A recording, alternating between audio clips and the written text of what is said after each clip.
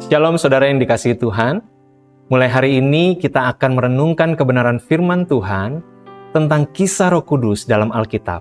Sementara kita menjalani doa dan puasa. Dalam Kisah Para Rasul pasal yang pertama ayat 4-5 dikatakan, pada suatu hari ketika ia, yaitu Yesus, makan bersama-sama dengan mereka, murid-muridnya, ia melarang mereka meninggalkan Yerusalem dan menyuruh mereka tinggal di situ, menantikan janji Bapa. Yang demikian katanya, telah kamu dengar daripadaku, sebab Yohanes membaptis dengan air, tetapi tidak lama lagi kamu akan dibaptis dengan Roh Kudus. Lalu kemudian disambung ke ayat 8, tetapi kamu akan menerima kuasa kalau Roh Kudus turun ke atas kamu, dan kamu akan menjadi saksiku di Yerusalem dan di seluruh Yudea dan Samaria dan sampai ke ujung bumi. Nah, kita akan melihat bahwa ada 3 kebenaran penting yang perlu kita mengerti. Yang pertama, Tuhan Yesus meminta murid-muridnya untuk berdiam dulu di Yerusalem, untuk menantikan janji Bapa, yaitu baptisan Roh Kudus yang akan turun atas mereka. Tuhan Yesus tahu bahwa murid-muridnya sangat mengasihi Dia, dan mereka siap untuk melaksanakan tugas yang dibebankan kepada mereka, yaitu amanat agung. Tuhan Yesus sudah melatih mereka sedemikian rupa. Tetapi Tuhan Yesus juga tahu bahwa mereka perlu diperlengkapi oleh kuasa Roh Kudus, agar apa yang mereka lakukan akan menjadi efektif dan berdampak besar. Yang kedua, Roh Kudus adalah pribadi yang akan memberdayakan murid-murid untuk mengerjakan tugas pekabaran Injil. Adalah sangat penting untuk memiliki hidup yang dipimpin oleh Roh Kudus. Kuasa Roh Kudus diberikan bukan untuk kepentingan kita, tetapi untuk kepentingan kerajaan Allah. Kuasa Roh Kudus diberikan bukan agar kita menjadi manusia super.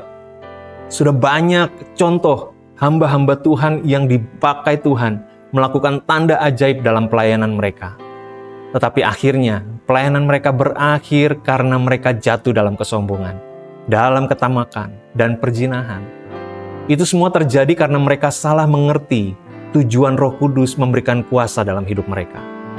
Kuasa Roh Kudus diberikan agar kesaksian kita disertai dengan bukti penyertaan dan kehadiran Tuhan yang hidup.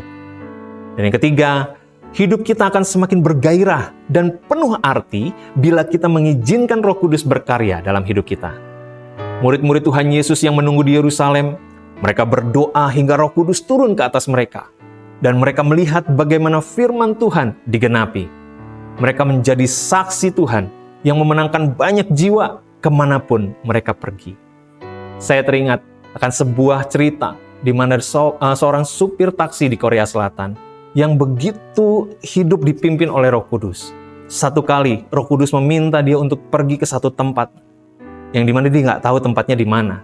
Tapi Roh Kudus mengarahkan mobilnya, mengarahkan dia untuk belok ke kanan, belok ke kiri, dan kemana tujuan yang harus dia tuju. Sampailah dia di sebuah taman bermain. Dan di sana dia melihat anak-anak banyak yang bermain dan bergembira bersama-sama. Tetapi ada satu pemandangan yang aneh. Di sudut dari taman itu ada seorang anak yang sendirian. Dia main sendirian, nggak ada temannya. Dan Roh Kudus menuntun dia untuk datangi anak itu. Dan dia datangi anak itu. Dan dia mengetahui bahwa ternyata anak itu bisu dan tuli. Dia tidak bisa mendengar, dia tidak bisa berbicara, dan dia tidak bisa bermain sama anak-anak yang lain. Dan Tuhan meminta dia untuk berdoa. Dan dia doakanlah anak itu, dan anak itu sembuh. Dia bisa bicara, dia bisa mendengar lagi. Dan ketika orang tuanya mengetahui kejadian itu, akhirnya mereka semuanya percaya kepada Tuhan Yesus Kristus. Saya percaya kita semua rindu dipakai Tuhan dengan cara yang luar biasa. Ya, dalam doa dan puasa yang kita kerjakan hari ini, mari kita sungguh-sungguh.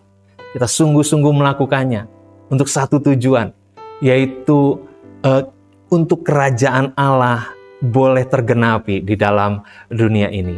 Ya, kita menjadi agennya Tuhan. Ya, bukan untuk tujuan mementingkan diri sendiri, saudara-saudara ya, tetapi untuk kepentingan kerajaan Allah. Agar banyak orang diselamatkan dan mengenal Allah yang benar di dalam Yesus Kristus, Tuhan dan Juru Selamat kita. Jika Anda adalah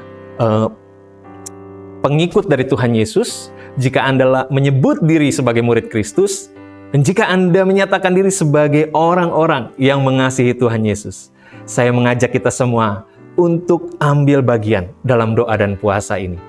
Untuk satu tujuan, yaitu agar Roh Kudus turun atas kita dan menjadikan kita saksi Tuhan kemanapun dan dimanapun kita berada. Saya percaya akan ada kebangunan rohani terjadi lewat doa dan puasa yang kita lakukan saat ini. Dan saya berdoa agar Roh Kudus memakai kehidupan kita untuk memenangkan banyak jiwa.